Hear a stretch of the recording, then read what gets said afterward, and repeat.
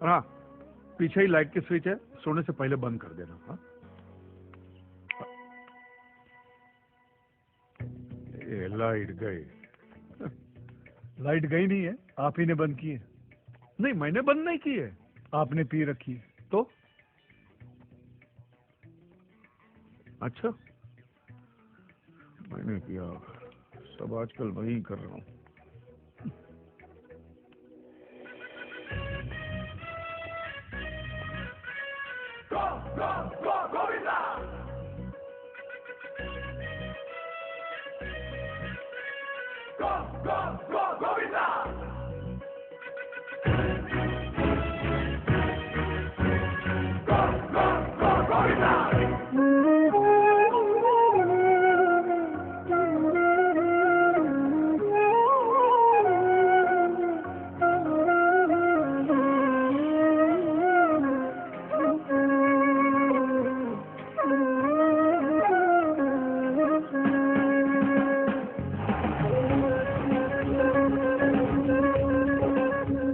भगवान से केस मंजूर। Paper paper paper, high court ने मोहर लगाई।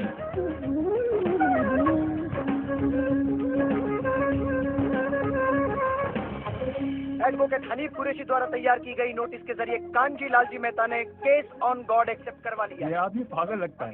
कुछ ही दिनों में। Hey, Jigna, what happened?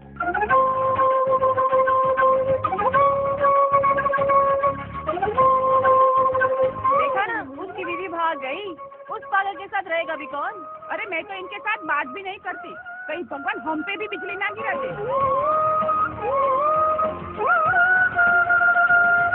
क्या जक्कास बाइक है यार। लेकिन ये है कौन यार? लगता है कल रात को आयल है। अरे यार, कौन शास्त्रीय संगीत बजा रहा है? सुना है जो नया रहने आया है उसके घर बड़ा ही हैंडसम है। मैं हैंडसम नहीं दिखता क्या? चल अंदर। अरे यार, तो हरिप्रसाद, ये चौरसिया, ये क्या है ये सुबह सुबह में है? पंछियों को जगा रहा था। क्या? किसको? पंछियों को जगा रहा था। साधना, प्रैक्टिस कर रहा था। सुबह सुबह अच्छी बात होती है। मत करो भाई ये सब, मेरे घर में नहीं करने का ये सब। हाँ हाँ अरे तुम्हारा ही घर है, जो बजाना है बजाओ ना। हाँ। Good morning. क्या हुआ? मैं नहीं, आपके घर में लेडीज आई हैं। नमस्ते भाई साहब। नमस्ते जी। मैं वो नाश्ता लेके आई थी, मैंने सोचा भाभी जी नहीं है तो नहीं नहीं, जरूरत नहीं, मैं ब्रेड बटर खा लूंगा।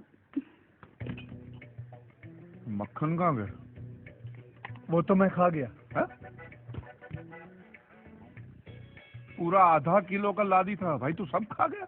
अरे मेरी फेवरेट चीज है, इसलिए मैं खा गया। एक बात बताओ, यहाँ के बटर में इतना नमक क्यों होता है? जैसा नाम वैसे लक्षण। आप अकेले आए? आपकी पत्नी है ना, 16,000 सोलापुर में रहती है। आपने क्या सुना? 16,000? हाँ, 16,000 नहीं, सोलापुर में रहती है। यहाँ इनसे एक नहीं संभाली जा रही, मैं 16,000 कैसे संभालूंगा? भाभी आप जाइए ना, ये एक नंबर का फेंको, खुद को भगवान बताता है। निकलिए निकलिए। भाभी जी लाइए ना, लाइए। अरे इतना खाएगा जुलाब हो जाएगा भाई, आधा किलो मक्खन के ऊपर इतना। मुझे कुछ नहीं होता। हेलो सर, मैं एबीपी न्यूज से। क्या? आपके घर के नीचे खड़ी हूँ। सर देखो, मुझे तुम्हारे लोगों के लिए न्यूज आइटम नहीं बनना है, ओके? और आइंदा मुझे कभी फोन भी मत करना। सिर्फ एक इंटरव्यू सर, प्लीज। जब से भगवान के ऊपर केस किया है ना, तब से बेचारे अकेले ही पड़ गए हैं। ऐसे रास्ते पर अकेले ही चलना पड़ता। अब देखना ये है कि हमारे मित्र कहाँ तक जाते हैं। वो कांजी भाई की जिसने नोटिस बनाई थी, वो सामने रहते हैं। भाई साहब, एडवोकेट हनीफ कुरैशी वो सामने रहते हैं। एडवोकेट हनीफ कुरैशी कहाँ रहते हैं? वो सामने रहते हैं। एडवोकेट हनीफ कुरैशी वहाँ रहते हैं।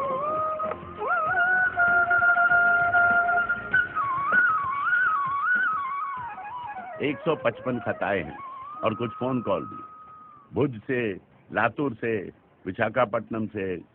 इन सब के क्लेम और इन सब के क्लेम एक्ट ऑफ गॉड की वजह से अटके हुए हैं पिछले कई सालों से। और वो सब और ये सब चाहते हैं कि इनका केस भी तुम ही लड़ो। Son, I have lost my house in the earthquake. उसमें मेरा बेटा और उसका वाइफ का डेथ हो गया। ये मेरा ग्रैंडसन, उसका कैंसर का ऑपरेशन के लिए वो इंश्योरेंस का पैसा मिलेगा तो ठीक रहेगा। ये असलम भाई हैं, थोड़े डरे हुए हैं। आधा पिछली सुनामी में इनका सब कुछ तबाह हो गया। अपनी बहन के निकाह के लिए इन्होंने जो पूंजी इकट्ठी की थी वो सब पानी में बह गई। तो आप भी कर दीजिए केस। बिरादरी से बेदखल कर दिया जाएगा अगर मैं मौलवी साहब या मजहब के खिलाफ जाता हूँ। देखो असलम मियां, तुम किसी के खिलाफ नहीं जा रहे हो। जिन्होंने तुम्हें मजहब के बारे में बताया, जिन्होंने तुम्हें नमाज पढ़ना सिखाया, उनसे तुम सिर्फ सवाल कर रहे हो कि अल्लाह मियां ने तुम्हारे साथ ऐसा क्यों किया। हाँ, लेकिन मौलवी साहब के सामने असलम भाई, जब अपने और बच्चों के सर पे छत नहीं रहेगी तो क्या मौलवी साहब तुम्हें अपने घर में पनाह देंगे? मजहब इंसानों के लिए बनता है, मजहब के लिए इंसान नहीं बनते।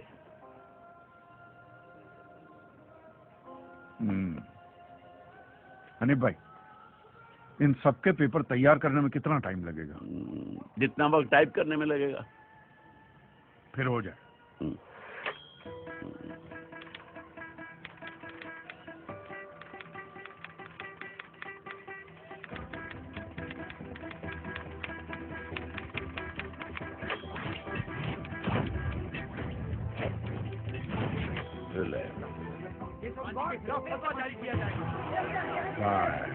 पहले 1 करोड़ और अब 400 करोड़ के क्लेम।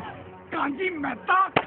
इंश्योरेंस कंपनी और धार्मिक संस्थाओं के बीच फंस चुके हैं advocate Sardesai. For God's sake, prove that God exists and make God pay everything. मंदिर, मस्जिद, चर्चिज, they'll pay everything. अरे ओ कांजी, तुम्हारी लड़ाई तो तुम्हारे भगवान से थी ना। Silence please. तो हमें यहाँ क्यों बुलाया है? मौलवी साहब, किस धर्म के भगवान की परमिशन की वजह से ये भूकंप आया था, या वो सुनामी आई थी, या कौन सी कुदरती आफत आई थी, वो मैं कैसे बता सकता हूँ? ये तो आप लोगों का डिपार्टमेंट है ना। जज साहब, ये लोग एवरी डे ऊपर वाले के टच में रहते, सुबह शाम बात होती ही रहती है, तो आपस में तय करके बता दीजिए वो किस धर्म का ऊपर वाला था जिसने काम किया। हमारा ईश्वर हमारे धर्म के मनुष्य का अहित क्यों करेगा?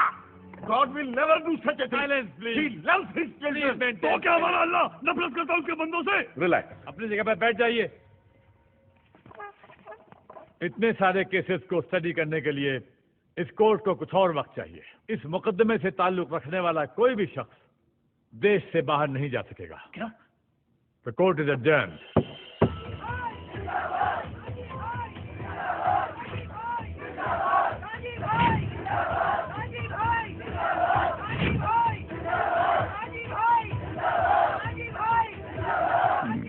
महाराज, ये तो सरकारी जगह है, यहाँ से तो सुरक्षित निकल जाओगे, लेकिन इन लोगों से मंदिरों में, गिरिजाघरों में, मस्जिदों में किस से बचोगे?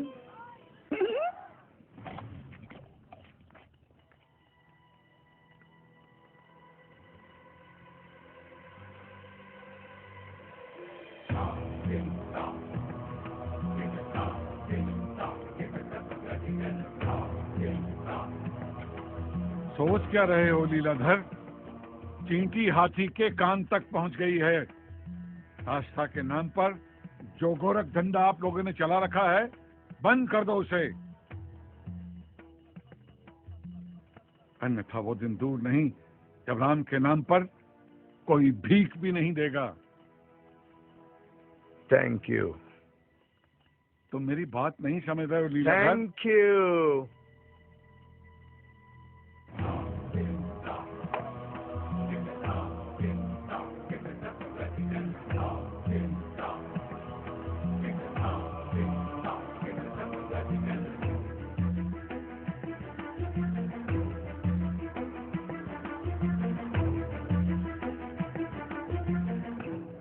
वैसे स्वामी जी, चिंता का विषय तो है, नहीं क्या है, लोग एक तरफ उसे हीरो बना रहे हैं और दूसरी तरफ जो है क्लेम का रकम बढ़ता जा रहा है। तो हम सिर्फ चिंताएं जताएंगे या कुछ करेंगे भी? अगले सप्ताह सिंगापुर में स्टार क्रूज में कथा है हमारी। और वो जज कहता है कि हम देश से बाहर नहीं निकल सकते। कुछ तो करो ना। अरे कर देते स्वामी जी, लेकिन कोर्ट है, पार्लियामेंट तो है नहीं जहाँ पर 2-4 कुर्सियां तोड़ी और जय भोलेनाथ, काम हो गया आपका। कोर्ट है स्वामी जी, सोचने दीजिए। हाँ वैसे एक और आइडिया है, माना जरा आइडिया पुराना है लेकिन आजकल जो है फैशन में है। इस लक्ष्मण मिश्रा की बात है, लोगों की सिंपैथी जरूर मिलेगी, लिख लीजिएगा। हाँ थैंक यू। ईश्वर ने हमें क्या नहीं दिया? धरती, हवा, पानी, बाग, बगीचे, सब कुछ। क्या उन्होंने कभी हमसे सर्विस टैक्स मांगा है? सेल्स टैक्स मांगा है? और आज उसी ईश्वर को एक सन की पागल मनुष्य ने कटघरे में खड़ा कर दिया, तो क्या हम चुप रहेंगे? हम लड़ेंगे, एकजुट होकर लड़ेंगे। और इसीलिए हमारा नेतृत्व करते हुए परम पूज्य धर्म धुरंधर श्री सिद्धेश्वर महाराज जी आमरण अनशन करेंगे, भूख हड़ताल करेंगे। सिद्धेश्वर महाराज की श्री सिद्धेश्वर महाराज द्वारा की जा रही भूख हड़ताल का आज तीसरा दिन है। देश के विभिन्न शहरों और धर्मस्थलों से कई धार्मिक संस्थाओं और श्रद्धालुओं ने इस अनशन को समर्थन दिया है। दूसरी तरफ कांजीलाल जी मेहता ने मीडिया से बात तक करने को इनकार कर दिया है। पानी नहीं पीना है, रुकना नहीं है, तपश्चर्या है ये। तो बोलिए हरे कृष्णा कृष्णा कृष्णा हरे हरे, हरे राम राम राम हरे हरे। मर जाएंगे पर हम अपने प्रभु का साथ अंतिम क्षण तक देते रहेंगे। अपने प्राण तक प्रभु के लिए निछावर कर देंगे, अन्न को छुएंगे नहीं। तो बोलिए हरे कृष्णा कृष्णा कृष्णा हरे हरे। और हमारा कान्हा क्या कहता है हमसे कि अपने मन की भक्ति की शक्ति को जगाओ और जा कह दे उस कांजी से, कर ले उसे जो करना है। हम तो हमारे कान्हा की धुन में यूं ही मग्न रहेंगे। ये साले कांजी कांजी बोल के मेरा नाम खराब कर रहे हैं। मेरा भी कर रहे हैं वो लोग। तेरा इससे क्या लेना देना रे? लेना देना है ना। क्या? जब आपका नाम खराब कर रहे हैं तो मेरा भी नाम खराब कर रहे हैं। आप मेरे मित्र जो हैं। देखो कांजी भाई, जो दिखता है वही बिकता है। ये सब दिखावा करना है ना, इन ढोंगी लोगों का धंधा है। मैं तो सीधे मेरे हक की लड़ाई लड़ रहा हूँ बस। और लड़ाई में आप तब जीतोगे जब उनकी असलियत लोगों के सामने लाओगे, और ये तभी मुमकिन है जब खुद तुम लोगों के सामने आओगे। स्वयं कृष्ण को भी कंस को मारने के लिए अखाड़े में खुद ही उतरना पड़ा। ये तेरी अमर चित्र कथा बंद कर यार। पर तेरी एक बात समझ में आ गई है। अब देखना कैसे कपड़े फाड़ता हूं मैं इनके और इनके भगवान के भी। ये आदमी मेरी बैंड बजा के ही छोड़े। नमस्कार and welcome to a very special episode of Oh My God. आज का एपिसोड स्पेशल क्यों है?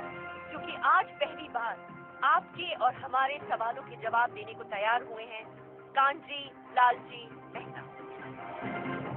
बहुत से लोग इन्हें पागल और सनकी समझते हैं। ये वही इंसान है जिन्होंने भगवान पे केस किया है। कांजी भाई, वेलकम टू आवर शो। मेरा सबसे पहला सवाल आपसे ये है कि आप सभी धर्मों के पीछे क्यों पड़े हैं? आप लोग मीडिया वाले मैडम, आप लोग सवाल ही ऐसा पूछते हैं कि जवाब देने से पहले ही आदमी दोषी साबित हो जाए।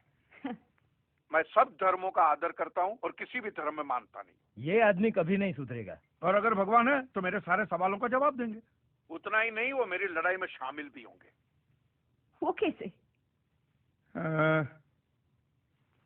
अब जब छोटी थी, हाँ छोटी बच्ची थी, तो अपने पापा से चॉकलेट मांगने के लिए अब क्या करती थी?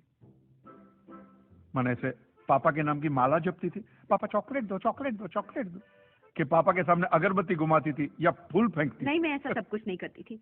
मुझे जो चाहिए होता था मैं उनसे डायरेक्टली मांग लेती थी। मतलब एग्जैक्टली मैडम, एग्जैक्टली। मैं भी तो वही कर रहा हूँ। हुआ यह है कि दुनिया वालों ने मुझे बचपन से ऐसा समझाया कि भगवान तो हमारे बाप के समान है। होगा, लेकिन मैं यकीन कैसे करूं जब तक वो मेरा बाप मेरे सामने नहीं आता? तू तो नास्तिक है, भगवान कैसे तेरे सामने आएगा? माँ जी आप खाइए। कांची भाई, वैसे तो मैं भी मानता हूँ कि भगवान हमारे पिता समान है। हाँ। तो क्या वो मेरे सामने आएंगे? आप ये मंदिर मूर्ति वगैरह में मानते हैं? हाँ, मानता हूँ। तो वो तुम्हारे सामने नहीं आएंगे। लेकिन क्यों? क्योंकि आप उनको मंदिर मूर्तियों में ढूंढ रहे हो ना, फिर उनको रूबरू होने की क्या जरूरत है? नहीं नहीं, लेकिन ये तो गलत है। भगवान तो होता ही है। 2 साल से मुझे अच्छी नौकरी नहीं मिल रही थी। मैंने मन्नत मांगी कि मुझे अच्छी नौकरी मिल जाएगी तो मैं अपने बाल अर्पण करके आऊंगा, और देखो मुझे नौकरी मिल गई। ओहो, पूरे के पूरे अर्पण कर दिए। अच्छा, आप जरा सोचिए, आप सुबह सुबह तैयार होकर फर्स्ट क्लास ऑफिस के लिए निकलते, काम के लिए निकलते, और जैसे आप घर का दरवाजा खोलते हैं, सामने बालों का ढेर पड़ा हुआ है। काले बाल, सफेद बाल, कुछ डैंड्रफ वाले बाल, कुछ ऐसे जूं वाले बाल, हर किस्म के बालों का बुफे लगा हुआ है। तो मुझे बताइए, आपको कैसा लगेगा? मुझे बिल्कुल ही अच्छा नहीं लगेगा, है ना? तो सोचो भगवान को कितना बुरा लगता होगा। है? भगवान ने दरवाजा खोला कि बाल बाल बाल बाल। ये कांजी भाई लॉजिक तो सही इस्तेमाल करते हैं। आपको पता है इन बालों का क्या होता है? धंधा होता है, बिजनेस होता है। ये बाल अमेरिका, लंदन, ऐसे विदेशों में बेचे जाते हैं। इन शॉर्ट, आपकी श्रद्धा का वहाँ धंधा होता है। इवन सरिया पैसा बंदे में दम है यार। लेकिन उन पैसों से स्कूल, अनाथ आश्रम, अस्पताल, चैरिटेबल ट्रस्ट चलते हैं, उससे भी आपको दिक्कत है। ये तो ऐसी बात होगी, जो गुटखा बेचता है वही कैंसर की हॉस्पिटल खोलता है। और मैडम ये सब चलाना ही पड़ेगा, क्योंकि ये सारा पैसा ब्लैक का आता है। इसका अगर आपने व्हाइट में कोई ट्रांजैक्शन नहीं दिखा तो इनकम टैक्स वाले आपका गला दबा के जेल में डाल देवे। मुझे प्रॉब्लम है इनके पैसे निकालने के तरीकों से। जिस तरह वो माफिया वाले गन दिखा के डराते, ये लोग भगवान दिखा के डराते। That's a good one. आपके बच्चे की कुंडली बहुत खराब है, वो मांगलिक है, उसको काल सर्प योग है, शनि का साया है, मंगल की माया है। क्या है ये? वो बेचारा अभी अभी तो पैदा हुआ, उसको सांस तो लेने दो। फिर इस सबके इलाज के लिए वो लोग पूजा पाठ की बंदूकें निकालते हैं। और जीते जी तो छोड़िए, ये आपको अगले जन्म के लिए भी डराते हैं। हाँ, कि अगर इस जन्म में आपने ये किया तो अगले जन्म में कुत्ते बनोगे, या अगर ये किया तो कीड़े बनोगे, मकोड़े बनोगे, नर्क में जाओगे। और फिर तो नर्क का पूरा मेनू कार्ड भी पड़ते हैं कि आपको वहां कांटों के बिस्तर पे सुलाया जाएगा, आग के दरिया में झोंका जाएगा, गर्मा गर्म तेल में फ्राई किया जाएगा। मैं आदमी हूँ कि पकोड़ा हूँ? अरे वाह वाह! So good. तो आपके हिसाब से धर्म की परिभाषा क्या है? मैं समझता हूँ जहाँ धर्म है ना, वहाँ सत्य के लिए जगह नहीं है, और जहाँ सत्य है, ट्रूथ है, वहाँ धर्म की जरूरत ही नहीं है। बिल्कुल सही कह रहा है। धर्म या मजहब एक इंसान की जिंदगी में क्या काम करता है?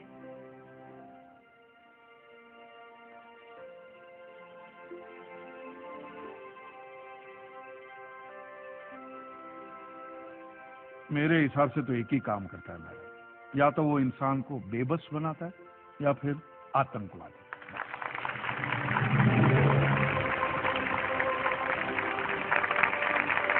He's too good. नहीं सुधरेंगे। Motivate. Oh my God. Oh my God. Kanji bhai, really you have changed my concept about God. Honestly. Court का नतीजा कुछ भी नहीं थे। आज की युवा पीढ़ी, युवा क्या, हर पीढ़ी को आप जैसी सोच की जरूरत है।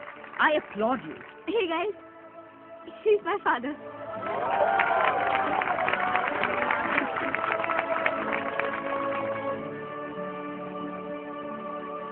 ओम सत्या इंद्रो सर्वा स्वस्तिना। एक मिनट पंडित जी, आप लोग जो ये मंत्र पढ़ रहे हैं, इसका मतलब तो समझाइए हमें। आपकी दक्षिणा कितनी? 500 रुपए है ना, आपको मिल जाएगी। एक मंत्र समझाइए, 5 रुपए ले जाइए। एक मंत्र समझाइए, 5 रुपए ले जाइए। अरे चलो चलो, ये लोग भी कांजी भाई का इंटरव्यू देख कर आए हैं। चलिए पंडित जी। एक दिन किसी ने मैदान के बीचों बीच एक बड़ा सा पत्थर रख दिया, और दूसरे दिन कुछ लोगों ने पत्थर पे 2 हार और टीके लगा दिए। अब तो इसे स्वयंभू हनुमान जी का मंदिर कहकर लोग घंटियां बांधकर मन्नत मांगते हैं। अरे इस एरिया का यही तो एक मैदान है, यहाँ नहीं तो कहाँ खेलेंगे हम? अगर बीएमसी कुछ नहीं कर सकता, हम सीधे कांजी भाई से बात। बुलाओ कांजी भाई को, बुलाओ। अरे नहीं, वो आदमी किसी की भी वाट लगा सकता है, नहीं हट पाता ये मंदिर। जय जय कृष्ण हरि, जय जय कृष्ण हरि, बोलो जय जय कृष्ण हरि, जय जय कृष्ण हरि, बोलो जय जय कृष्ण हरि, जय कृष्ण हरि।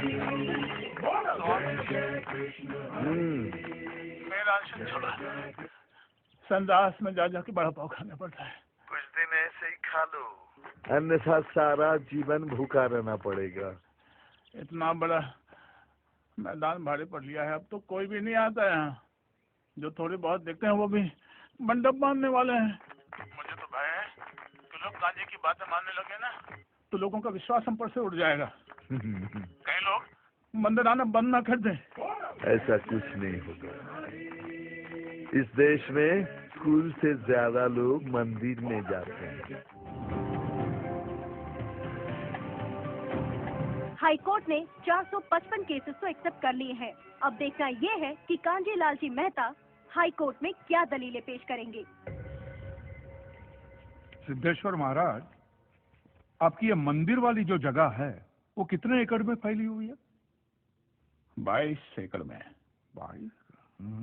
जिसमें 322 छोटे छोटे मंदिर हैं भगवान के। ओहो, माने भगवान का पूरा शॉपिंग मॉल ही सजा के रखा है। साइलेंस।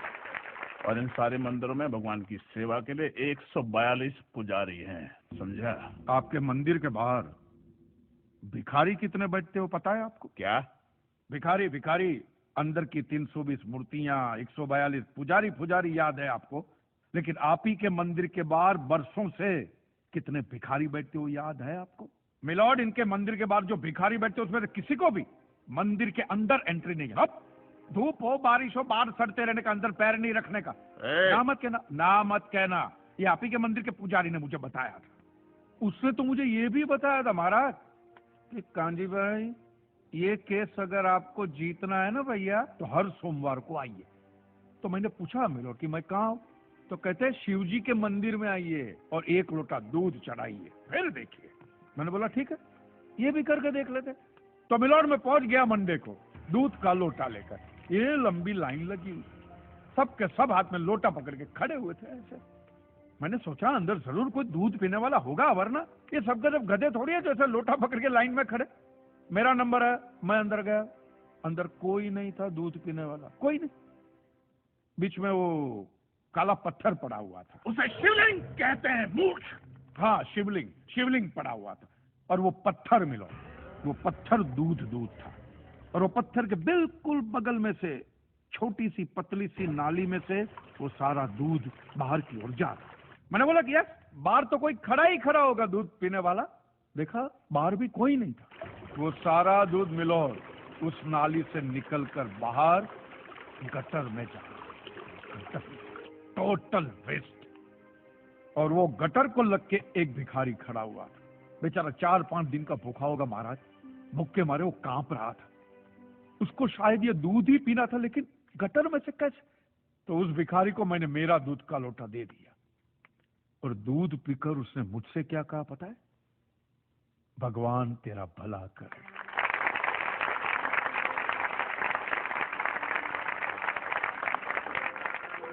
तो मंदिर में आने वाले एक एक इंसान वो पत्थर पे दूध डालने के बजाय किसी गरीब के पेट में डाले तो सबसे ज्यादा पुण्य मिलेगा, नहीं? और हाँ मौलवी साहब, किसी दरगाह पे फूलों की चादर उड़ाने के बजाय किसी नंगे फकीर के बदन पे कपड़ों की चादर उड़ाई जाए ना तो अल्लाह को बहुत खुशी मिलेगी। और जीसस के सामने मोमबत्तियां जलाने से अच्छा है किसी गरीब की झोंपड़ी में जलाइए, तो उसके घर में कभी अंधेरा नहीं होगा। क्यों, तुम भी भगवान को नहीं मानते क्या? अरे मैं खुद भगवान हूँ। अच्छा, तो मैं अमिताभ बच्चन हूँ। देखो कांजी, दूध, चद्दर, मोमबत्ती ये सब चढ़ाना एक प्रथा है। भगवान की पूजा अर्चना, इन सब का मूल्य तुम नहीं समझोगे क्योंकि तुम एक नास्तिक हो। जगत की मोह माया से तुम अभी तक मुक्त नहीं हुए। आप तो हो गए हो ना, आप तो बिल्कुल मोक्ष के दरवाजे पे खड़े हो। तो ये जो रीति रिवाज के नाम पे ढोंग चलते उनको बंद करवाइए ना महाराज। शनिवार को हनुमान जी की मूर्ति पे कितना तेल बर्बाद होता है पता है आपको? लोग 2 रुपये के 5 रुपए के सिक्के यूं यूं यूं करके मूर्ति पे चिपकाते हैं। हनुमान जी इन सारे चिल्लर का क्या करेंगे? कान्जी भाई बिल्कुल ठीक कह रहे हैं। साईं बाबा अपनी पूरी जिंदगी गरीबों के लिए और गरीबी में जिए। जब तक वो जिंदा रहे तेल की एक एक बूंद के लिए दर बदर भटकते रहे, और आज उनके मरने के बाद उनके लिए करोड़ों का सिंहासन, सोने का मुकुट, किसके लिए बताइए? महाराज एक बात बताइए, जो भी भक्त भगवान की श्रद्धा से सच्चे दिल से भक्ति करता है, उस पर तो उस परम कृपालु की कृपा दृष्टि रहती है ना? रहती है ना? आया ना? हाँ, तो चलिए महाराज मुझे ये बताइए कि अमरनाथ और वैष्णो देवी की यात्रा पे जाती हुई बस नीचे खाई में क्यों गिर जाती है? वो तो भगवान की भक्ति के लिए जा रहे थे, श्रद्धा से भजन गाते गाते जा रहे थे, तो भगवान ने डायरेक्टली उनको ऊपर बुला लिया। और आप मुझे एक गाड़ी ऐसी बताइए जिसका एक्सीडेंट हुआ हो और जिसके अंदर भगवान की मूर्ति या फोटोग्राफ ना हो, बताइए बताइए। I object my Lord. From day one ये आदमी बातों को यूं यूं गोल गोल घुमा रहा है।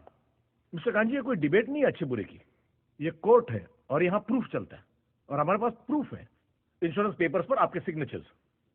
इसलिए लीगली आपको कोई हक नहीं बनता इंश्योरेंस कंपनी से पैसे मांगने। और जहां तक हमारा प्रश्न है, बीमा कंपनी के नियमों को हम नहीं मानते। अगर उन्होंने लिख दिया कि भूकंप जज साहब ने करवाया है, तो क्या जज साहब पैसे देंगे? इसी तरह पॉलिसी में भगवान का नाम लिख देने से भगवान पैसे देने के लिए प्रतिबद्ध नहीं होते। अगर आप चाहते कि भगवान आपके पैसे लौटा दे, तो ये प्रूफ करो कि ये भूकंप भगवान ने किया है। किया ही है ना? इन राइटिंग है, कहीं लिखा हुआ तुम्हारे पास है? Any proof? मिलॉर्ड, ये mister kanji, court of law में सिर्फ दलीलों पर फैसले नहीं होते। आपकी दलीलें, आपके आर्गुमेंट्स आम जनता के लिए कितने भी वैलिड क्यों ना हो, लेकिन अगर आप उन्हें साबित नहीं कर सकते हैं तो उनका कोई मतलब नहीं। आपके पास कोई सबूत है? No milord. In that case यह अदालत आपको 1 महीने का आखिरी मौका देती है। अगली डेट पर अगर आप सबूत नहीं पेश कर सके तो I am afraid you will have to rest your case and all others. Court is adjourned for the day. Relax. अगली बार इस कोर्ट में नजर आए ना तो मानहानि का ऐसा केस ठोकूंगा, पहने हुए कपड़े भी उतर जाएंगे। Relax.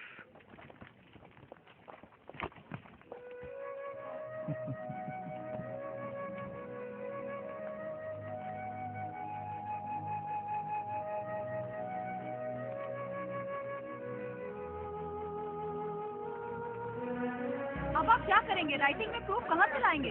Because you are not alone mister Kanji, it's a matter of crores of rupees. बहुत से लोगों की उम्मीद आपसे लगी हुई है। सर राइटिंग में प्रूफ कहाँ से लाएंगे आप सर? कांजी भाई, बहुत से लोग आपके साथ जुड़े हुए हैं। कांजी भाई,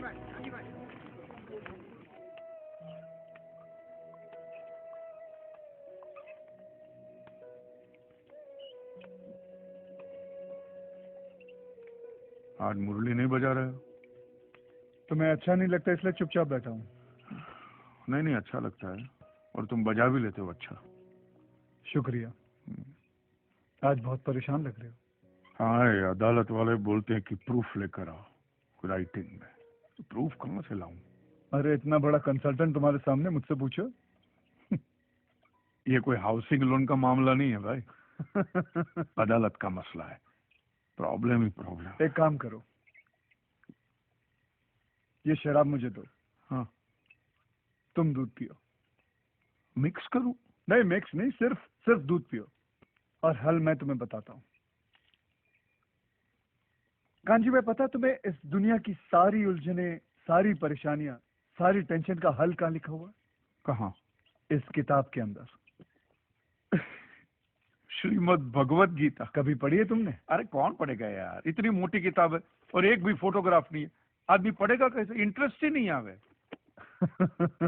मैं रखता था दुकान में, मार्जिन भी कम है, और ऊपर से दिमाग लग जाता है, परेशानी हो जाती है, निकाल के फेंक दिया। फेंक दी? हाँ, फेंक दिया। भगवत गीता को उठा के फेंक दिया। क्यों? कांजी भाई, ये गीता, कुरान, बाइबल में मनुष्य के हर सवाल का जवाब लिखा हुआ है।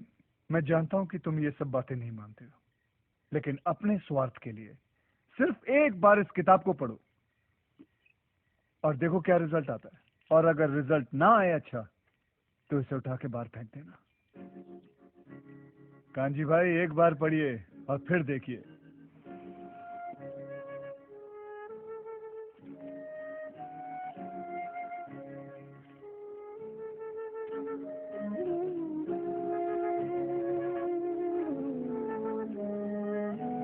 मैं तो नहीं हूँ इंसानों में, दिखता हूँ मैं तो इन दुकानों में। दुनिया बनाई मैंने हाथों से, मिट्टी से नहीं जज्बातों से। फिर रहा हूँ ढूंढता मेरे निशान है कहाँ मेरे निशान। अल्लाह के नाम पे भीख मांगना बंद कर दे भाई, कुछ मेहनत का काम कर, अल्लाह खुश होगा।